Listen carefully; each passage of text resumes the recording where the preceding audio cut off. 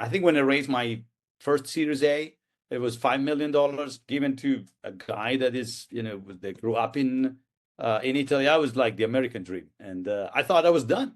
And I remember just driving on 101, that's a highway in Silicon Valley, with my top down and just yelling so loud. And I thought, it's over. My life, I'm 30 something and I've raised $5 million. I have a check. And then I realized the next day it flipped into panic mode. Hi there. Finally, we're making it. This is the first ever edition in video of the Founder Bible for Resilience. Today, we're kicking off the very first episode with Fabrizio Capobianco. He's an Italian serial entrepreneur who came back from Silicon Valley recently to his hometown to give back to the Italian ecosystem and build and nurture the new generation of founders. We're talking about different topics, the ups and downs of his experience while losing co-founders and panic mode for managing different time zones on his team. But especially, we are also talking about spirituality and our shared common passion, Buddhism, and how it affects the way that he runs his businesses. Okay, ready to dive in? Let's go. So I'm Alessandro, I'm an impact founder. I've been doing entrepreneurial lifestyle, I would say, for the past 10 plus years. I'm relatively young still. I started my first company when I was 19. And I'd say I navigated the up and downs of the roller coaster of this lifestyle, right? Now I'm interviewing people like you, experienced founders and other tech people in the ecosystem, so that we can all talk a little bit more about the emotional narrative behind the scene of being a founder. So my very first question to dive in is, first of all, why are you even a founder? Tell me a little bit about your story. So I'm actually old and not like you. I just bumped into the startup when I was young. I was doing my PhD in computer science. I bumped into the internet and I thought, man, this is gonna work. And I started the first web company in Italy. We were doing websites because I was in the lab. We were doing the UX. I saw HTML. I saw Mosaic, the first version of the browser, and I thought everyone will have a website. And together with a researcher in the lab, so we were really the first one to see it because the first internet was just inside the university, but we kind of looked at it and thought, okay, this is going to go beyond. And so I got the bug of starting companies. I realized I would probably not thrive in research because the feedback you get when you do that job is just small and maybe random. Someone is going to read your paper or not, depending on how they wake up. And instead, I thought, okay, if someone pays for the product I build and I build a website, then I think I'll have a reward and understand that I'm doing something right. It's not really the money; it's just that adoption. Okay. It was drove me to startup. When did you first hit the first wall? And I mean, I'm very curious about when did you hit the phase? What happened? And especially why did you continue? Because if you're still here, it's. I did 4 startups, so now I'm on the 5th, which I actually told my wife I would not do any startup anymore, and I started a startup factory I raised 4 million euros here in Valtellina to attract people that want to go to Silicon Valley, and she kind of looked at me and said, "I think that's a startup." So no, it's a startup factory, not a startup. But it's actually a startup. So first wall, I hit so many walls. I have a good amount of stories. The first wall was the first company. Internet graffiti, in my opinion, had an opportunity to become a really big company. And the mistake I made was that the guy I started a company with was a researcher. And he wanted to be a researcher and wanted to do this on the side as a side job because he probably was bored of what he was doing. And if you make the mistake of picking the wrong co-founder, the company is going to die. And that is lesson number 1.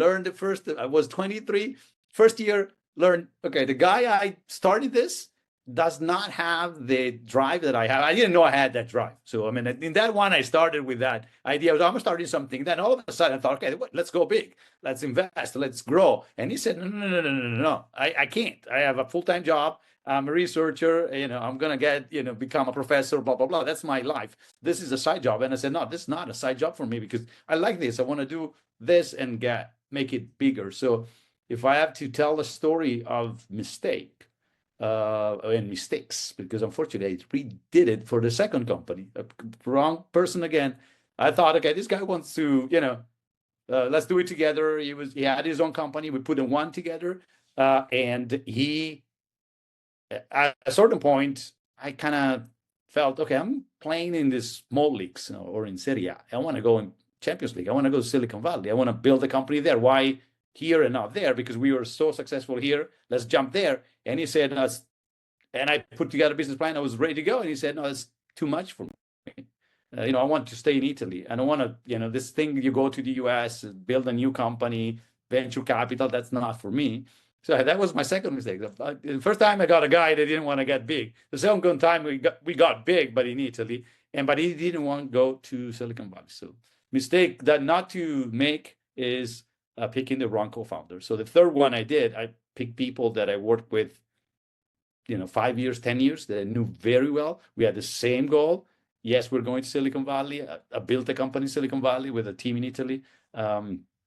So that's a big wall to hit twice. And it hurt. Tell me, throughout the cycles, what happened with your body? What happened with your mind? How did you keep going straight to your direction? What kept you focused or at peak performance? Going straight, there's no chance. But focus, at a certain point, I think when I raised my first Series A, it was $5 million given to a guy that is, they grew up in Italy. I was like the American dream. And I thought I was done. And I remember just driving on 101, that's a highway in Silicon Valley, with my top down and just yelling so loud. And I thought, it's over. My life, I'm 30 something and I've raised $5 million. I have a check. And then I realized the next day it flipped into panic mode. I said, oh shit, what do I do with $5 million? This guy's on my back every day. Say, well, did you do this? Did you do that? So that has a toll on your body and your mind. And then it gets worse when things actually don't go well, because we had ups and downs in that company. The next company, I always had ups and downs. So that's part of a startup. So there are a couple of things. One is that the pressure of having to do too many things.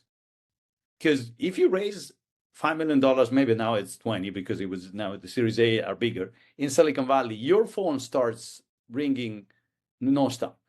There are contractors, people want to sell you something, invite you to events. And every time you go to a place, you feel like, there is a post, there's an article talking about you. So you feel like good, but you're not really working for your company. So it's actually a waste of time. So the first lesson to learn is to say no, which is very hard. I'm a people pleaser. I'm a Buddhist. I want to please people. I want to work with people. So if they ask for a favor, I usually do it. And then I realized this is not going to work with my body. I just can't. I don't have enough hours. Not only my company doesn't move forward, it's just me. So I started learning to say no. And then I had a team in Italy. I mean, eventually I had 100 and some in Italy. That had a toll because these guys work, 9 hours a time zone. It's a lot. So I would wake up at 5. I bought this thing that would shake my arm, that I don't remember the name it was. It was like a Fitbit kind of stuff, like this kind of thing. Yeah, exactly. Some of those smaller, so that I would not wake up my wife, and they would wake me up out of light sleep. So it was meant to be around 5.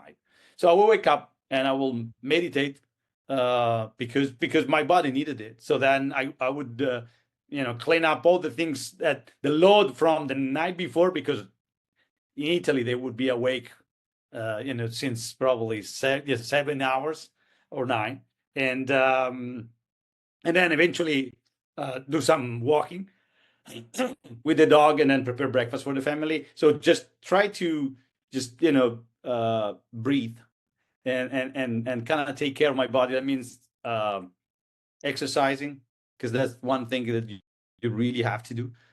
Because when you're under pressure, that kind of when I play paddle right now, or I go skiing, because I just don't think.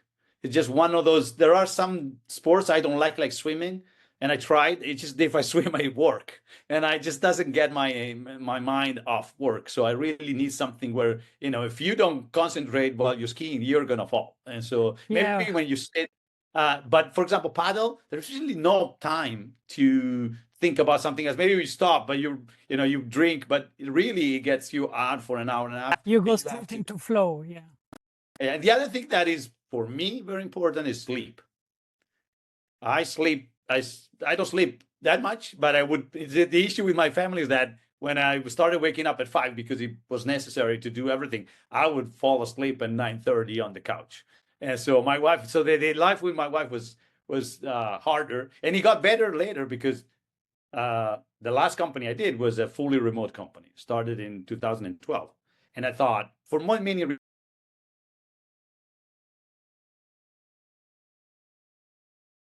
office, and to a point that she kind of felt like, okay, sometimes if you go out and have lunch with someone else, I'll be happier. So, but that allowed, and then COVID was funny because all of a sudden I had the family all together but I was used to work from home. So I think you need to take care of your body, and you need to take care of your brain. To me, meditation was phenomenal. It would just help me wake up in the morning and just kind of get focused. But without sleep, I just don't. I can't be productive. And I'm really productive in the morning and less in the night. So you should know your body and know that you have to exercise so that you think about something else. You have to sleep, because I've seen people that don't sleep, but it doesn't do you any good. Yes, you work 2 hours more, but then, out of 24, you better be more productive. Also because you talk to people. If you're a CEO, your job is talking to people. And if you're pissed and you are not willing to listen, then you're not going to do a good job with your employees, with your investors, and finding new investors. So taking care of your mind and body is paramount. Then I see a lot of kids say, oh, I'm superhero. I'm 25. I can do anything. And it just doesn't work like that. You burn out. It's a guarantee. 1 year, 2 years, whatever it is. Yeah, at a certain point, you hit a wall and something happens and you just can't wake up in the morning and do shit. So amazing. As an advisor to young people, that is something I always say. It's a very demanding job. Don't get into startups if you can, because it's a very demanding job. It's 365 days of shit, and then 2 that are really, really good. But if you enjoy those 2, make sure you celebrate them really well, because that's another thing that Americans do. And as Italians, we have a hard time. When something nice happens, just celebrate. Because the next day there's something that will destroy your celebration, but you will remember the pictures, the videos, and so on. So amazing. I think it's what your question is really on point. This is not for everybody. It's for people that can sustain pressure. But even if you think you can do it, you have to do your homework, because you can do it, but for a limited period of time. Whoever you are, even Elon Musk, I'm pretty sure has some issues with dealing with pressure. Maybe it takes drugs, which is another way of dealing. You can see the body mass. I prefer a different way of doing it, and my brain is still working, I think, as it was 10 years ago. Okay, let me make a quick break from the show to explain you why this project came alive. 6 months ago, I started a new journey. I started interviewing founders to discover what were their secret sauces for success. But even more importantly, I was curious to understand how much pain they had to go through to succeed in their ventures. We all know how this painful journey is, but very few people are willing to talk about it. And that's exactly what we're doing at the Founder Bible, breaking the narrative of toxic hustle culture and showing the real, true deepness of these experiences. And if you're curious to know about my own personal journey, then go to allgreenwisdom.com, where I'm sharing my learnings on physical, mental, and emotional health. Definitely. You said something before that it clicked. You said you're Buddhist. I am too. I actually got into meditation because I was having so many panic attacks. I needed to learn how to breathe again, and it was kind of crazy. I'm curious to know, what do you bring from Buddhism into the way you operate companies? Because I think this is a very thing that I heard very, very little times from founders, like from the kind of more spiritual way. Like, do you bring anything on the table when Yeah, I you're mean, a founder? yeah, in a way, I mean, the reason why I got attracted to that is that it just clicked with me. The secular part, the reincarnation thing. It doesn't for a scientist, it's hard to believe. So I didn't get that. But the wise selfish, the idea if you do something for someone is going to be good for you, helping others so that there is a return for yourself, which is bad. I mean, you look at it like, well, yeah, I'm doing charity because it looks good. I mean, I feel better. So it not looks good because other people look you at doing. You should not tell everybody, anyone, you're doing charity. But if you do that, and you're helping people, it gives you a kickback that is positive for you. You feel better, you feel happier, you feel more energetic. So do that for yourself. That was one thing that clicked with me because it's true. I mean, I am helping kids going to Silicon Valley. I know that if they make it, I'll be happier. It's even better than if I do myself, and that helps you in general. I mean, now it's probably more because I'm in the phase of my life where I'm trying to give back. So it's just perfect. When I was working, it is still phenomenal for working with employees because if your company grows, you're going to have a lot of people, and the way you treat people makes an enormous difference on the success of the company. So if you have people that actually follow you because they're happy, because they understand what they have to do, because they understand that you listen to their problems, I think it's the company is going to do better. And I know there are a lot of jackasses that have been very successful, and so there are actually probably actually that they have been so much more successful than I have. And so I don't know if being nice to people it's a good idea or not, but in business, but for me it worked. And I thought the company I had people that really were trying hard. The environment was great for everybody. Being American, I had to fire people, and that's a hard thing to do. But if you get into that process with a different mindset, which is, okay, I'm doing this, I don't want to do it, and I think it's probably good for you, which happened many times. I think it helps also the person on the other side that gets fired, and maybe you add a little bit of humanity in the process, which the Americans tend to miss sometimes. But again, I've never just that one. If you talk about lesson learned, I've never regret firing one person. Never, ever. The only regret I had was I didn't do it too early. I mean, I did it too late. So that's another part. But I felt I always did it with the right, amount of humanity because it's important. And it's actually good for business, not only for your employees, but for your customers. If you understand your customer and you understand what they need, what they want, what their pain is, and that we're similar, we have the same goal, I think you can get out of a meeting with a win-win, which is very uncommon for Italians. When they do a deal, they want to win, not win-win. And the Americans kind of tell you that, and it fits with my Buddhist, where you want to get out of a meeting thinking, I should have, I could have gotten a little bit more. And the other person should come out and say, that's okay, but I could have pushed a little bit more. So you want everybody to be a little disappointed, but not one where you just smash the person you're working with, your vendor. Oh, I got this good deal and I'm not paying them anything because they're going to do a bad job for you. And so a lot of people are very happy that they got a good deal.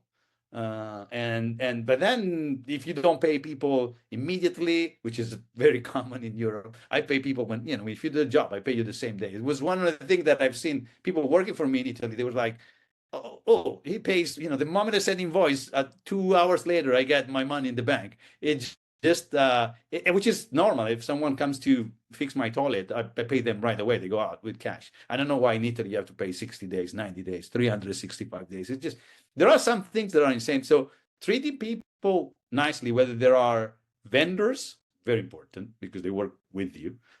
Customers, partners, employees, investors on the board, investors that decided not to invest with you, that you walked away.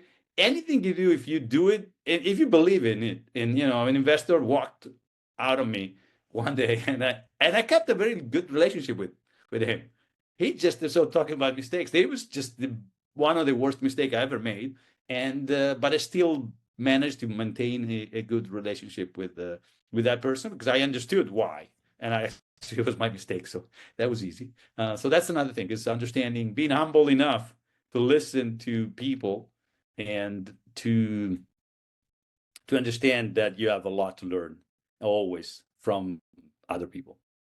Amazing. Which is hard for you. So like I'm selecting entrepreneurs in residence for Liquid Factory right now, and you want these kids to be really focused, really driven, knowing where they want to go, but you also want them to listen, which is sort of orthogonal. That if you want them to know, then why should they listen to you? Because if they don't listen, they're never gonna learn, and maybe they could change the direction a little bit, or even do a major change. So if you have people that are soft, that's not good.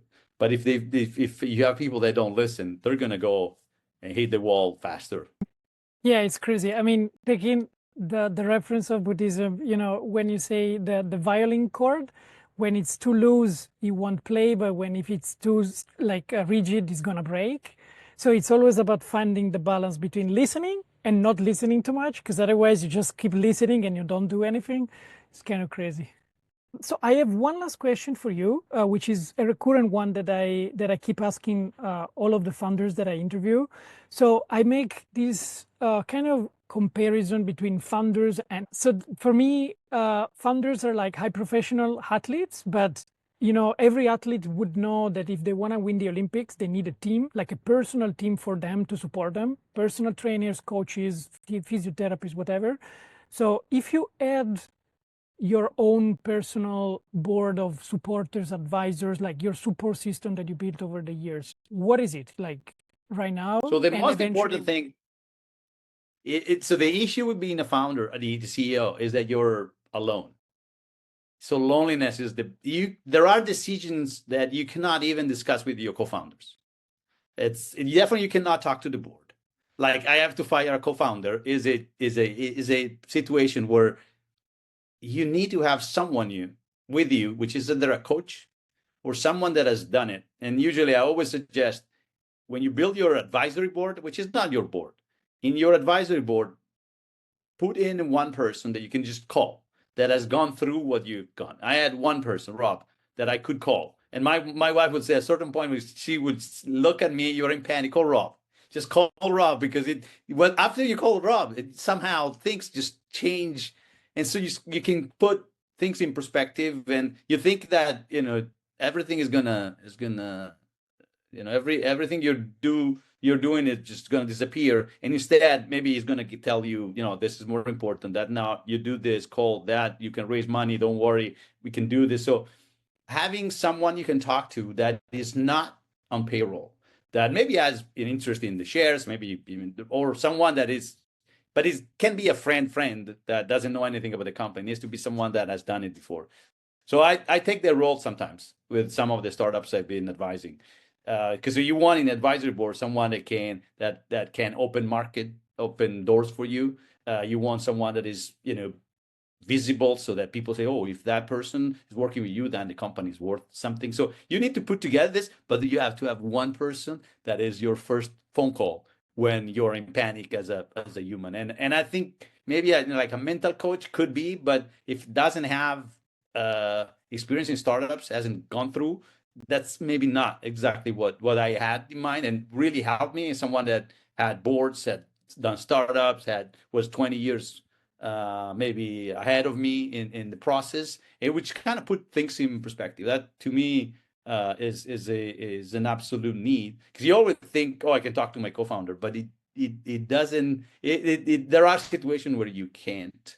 And you cannot talk to your board, and then you cannot talk to your employees, because you are the one that needs to cheer everybody up. everything is going great. You have to do that every day. Because if you walk in and they see you're panicking, they're panicking and just they're all quitting. So you have every single day you have to come in and thinking, okay, maybe this moment is not right, but we're gonna try, we need everybody to push together because this is the important thing. But then when you go home, like, man, I just can't do this anymore. Then you have to have someone you can call. So to me, you might not need a list of people, but having one person that you can call for business, then definitely you might have a coach for, your paddle or other things to get better at other things. But to me, one person that does that knows you, that it can help you and that you can trust because has gone through that. Maybe not a professional coach, because it's hard to see CEOs of startups that become professional coaches. So they tend not to exist. A professional coach is a professional coach. It talks to a lot of CEOs, but has not gone through that experience. So it's much better to get someone who's older that went through experiences that you don't even know, because no one talks about what went wrong and what happened when they had to fire someone. Amazing. Well, thanks so much. It's been very, very interesting. I don't know. Do you have any closings to the community? As you know, we're building. I'm trying to build this support system, right? So not everybody has it. In some cases, you may get it through investors accelerators when it comes to the business part. I'm actually also focused very much on the physical, mental, and emotional part, which, of course, as you mentioned before, you cannot really operate straight if you're not healthy. Exactly. So, yeah. Yeah, no, the only thing is it's funny because I didn't know that was your angle, but when people ask me in completely different situation, what's the most important book for a startup founder? My answer is The Art of Happiness by the Dalai Lama, which is so, people look at me like, it's not something about Steve Jobs. No, I think you got to go back to the fundamental of what it means to be happy and understand that part, because if you get that right, then everything else is going to be easier for you, your co-founders, your employees, your vendors, investors. So that to me is what is missing often in people that do this for a living. And then they just, you get through your life and then you get to the end. Yeah, you made a lot of money. But what, and then? So I think that I've seen a lot of unhappy CEOs. Definitely. And I think that's a mistake. So I think you can be a CEO happy and fulfilled and maybe do some good on the side as well. And go through that, just treating people around you in a positive way and living like a positive trail, rather than, be remembered as the one that, he made money and is probably still isn't in the same. I have a view from my home. I see the mountains and the snow, but I see the cemetery. And it's a reminder that's kind of the end zone is there. And so it's for everyone the same. Getting there with a lot of money is not going to do me any good. So yes, you made money, but good, but then you ruin the life of a lot of people. That's a bad idea. So I think the art of happiness is a reminder. Sometimes I go back and I read it because it just clicks with me and it kind of drives the way I do things, almost everything. Amazing. Thank you so much, Fabrizio. Thank you, Alessandro. Appreciate it.